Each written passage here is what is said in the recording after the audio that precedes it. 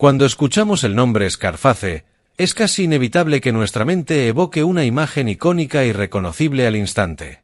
La figura de Tony Montana, inmortalizada por Al Pacino en la pantalla grande, vestido con un impecable traje blanco, rodeado de lujos, con una expresión desafiante y una ametralladora en las manos, gritando su famosa frase, "Say hello to my little friend", se ha convertido en un símbolo cultural del exceso, la violencia y la ambición desmedida. Sin embargo, como sucede con muchas grandes ficciones del cine, detrás de la leyenda cinematográfica se esconde una historia verdadera, mucho más cruda, violenta y compleja que cualquier guión de Hollywood. La vida del hombre que inspiró esta narrativa, Alphonse Gabriel Capone, conocido mundialmente como Al Capone. En esta edición de Memoria Crónica, viajamos a través del tiempo para conocer los orígenes, el ascenso y la caída de quien fuera uno de los criminales más notorios del siglo XX, una figura cuya historia no solo marcó una época, sino que cambió para siempre la forma en que entendemos el poder del crimen organizado. Los humildes orígenes del futuro jefe mafioso. Al Capone vino al mundo el 17 de enero de 1899 en el barrio neoyorquino de Brooklyn. Era hijo de una familia de inmigrantes italianos que, como millones en esa época, llegaron a Estados Unidos en busca del llamado sueño americano.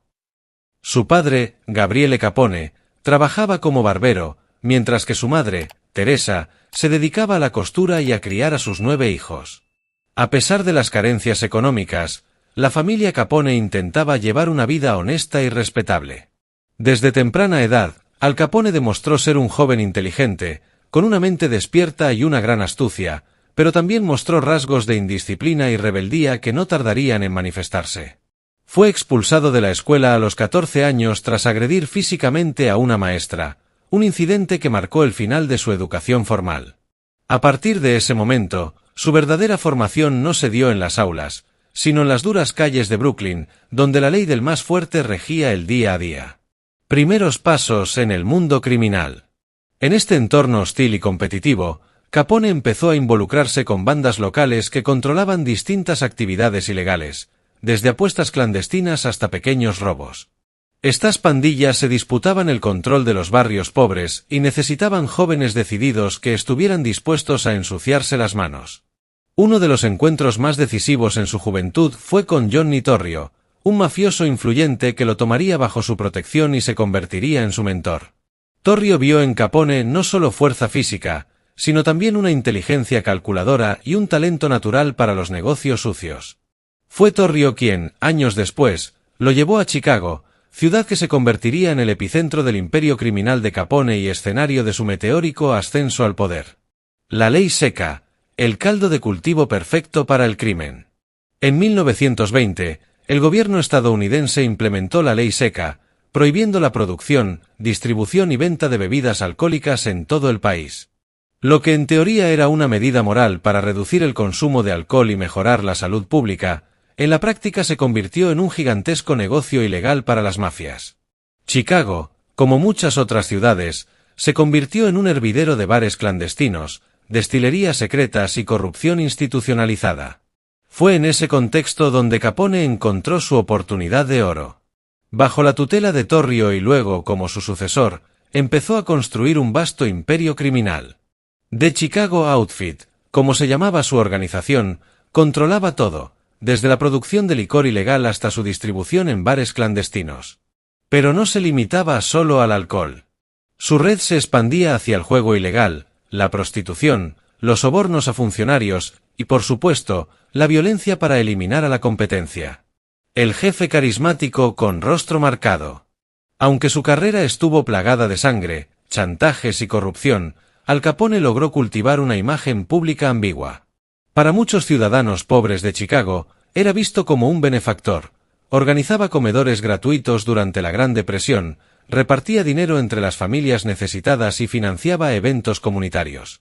Esta mezcla de filantropía y brutalidad lo convirtió en una figura temida pero también admirada, una especie de Robin Hood moderno, aunque sus verdaderas motivaciones fueran puramente estratégicas. El apodo Scarface, cara cortada, tiene su origen en un incidente de su juventud, cuando trabajaba como portero en un club nocturno. Tras hacer un comentario ofensivo hacia una mujer, fue atacado por su hermano, quien le provocó una herida profunda en el rostro con una navaja. Desde entonces, la cicatriz se convirtió en parte de su identidad, aunque Capone odiaba el apodo y prefería que lo llamaran simplemente el jefe o Big Al. Un imperio de millones y sangre. A pesar de ser conocido por su brutalidad, Capone era ante todo un estratega. Su organización no era un grupo de matones improvisados, sino una red sofisticada con contadores, abogados, gerentes y protección dentro de las fuerzas del orden. Se calcula que, en su apogeo, su imperio generaba entre 60 y 100 millones de dólares al año, una cifra colosal para los años 20. Uno de los episodios más macabros de su carrera fue la masacre de San Valentín, ocurrida el 14 de febrero de 1929. 7 miembros de una banda rival fueron alineados contra una pared y ejecutados por hombres disfrazados de policías. Aunque Capone negó cualquier implicación, nadie dudaba de que él estaba detrás de la orden. Este acto marcó un punto de inflexión. La opinión pública, que hasta entonces lo había tolerado o incluso admirado, empezó a verlo como una amenaza directa al orden social.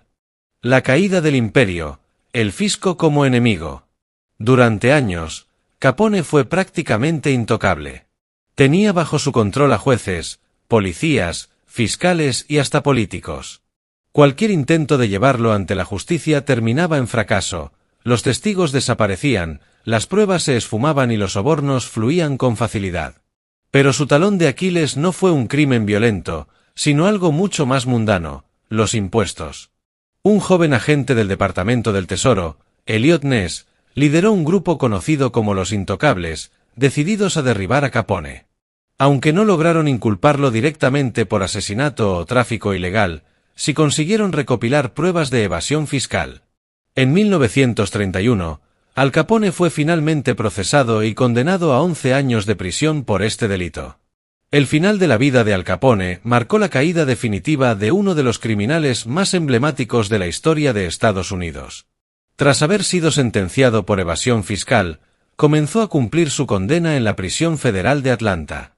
A pesar de estar tras las rejas, durante los primeros meses aún conservaba ciertos privilegios. Su fama, su fortuna y sus influencias le permitieron disfrutar de algunas comodidades y un trato diferenciado dentro del sistema penitenciario.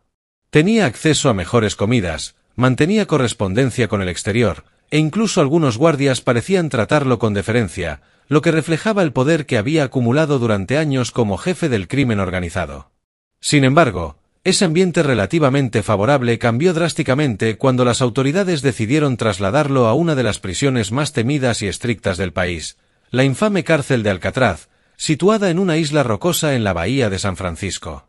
Este centro penitenciario fue diseñado específicamente para alojar a los delincuentes más peligrosos y reincidentes del país, bajo un régimen de vigilancia máxima y un control casi absoluto. En Alcatraz, Capone dejó de ser el temido gángster de Chicago para convertirse en un recluso más. Allí ya no tenía contactos que le facilitaran privilegios, ni dinero que pudiera comprar favores. Fue aislado, despojado de cualquier influencia, y obligado a enfrentarse a su nueva realidad como un preso común y corriente. En este entorno tan rígido, su salud comenzó a deteriorarse con rapidez. Desde años atrás, Capone había contraído sífilis, una enfermedad de transmisión sexual que, en su época, no contaba con tratamientos efectivos y que él jamás se preocupó por tratar adecuadamente. La sífilis avanzó silenciosamente durante años, hasta afectar su sistema nervioso central, lo que derivó en un cuadro de neurosífilis, una condición que provoca deterioro cognitivo severo. Las consecuencias fueron devastadoras. Comenzó a mostrar claros signos de pérdida de memoria, desorientación y dificultades para articular pensamientos o mantener una conversación coherente. Su comportamiento, que antes era calculador y dominante, se volvió errático, infantil y en ocasiones delirante. Los médicos que lo examinaron en prisión confirmaron el deterioro progresivo de sus facultades mentales. Capone ya no era el estratega temido, sino un hombre quebrado física y psicológicamente, atrapado en una mente cada vez más desconectada de la realidad. Ante esta situación, y dado que su estado de salud representaba un caso médico grave, las autoridades decidieron concederle la libertad anticipada por razones humanitarias en 1939, cuando aún le quedaban años por cumplir. Tras ser liberado, Capone se retiró completamente de la vida pública. Se instaló en su lujosa residencia de Palm Island, en el estado de Florida, una mansión que en otro tiempo había sido símbolo de su poder y riqueza. Ahora, sin embargo, se convirtió en su refugio final. Allí pasó sus últimos años rodeado de su familia más cercana, bajo el cuidado constante de su esposa Mae, quien permaneció a su lado a pesar de todo. Su vida diaria se redujo a una existencia tranquila, pero marcada por la enfermedad, la confusión mental y una creciente dependencia de los demás. Si te ha gustado el vídeo, no dudes en suscribirte al canal y activar la campanita para no perderte ningún nuevo vídeo.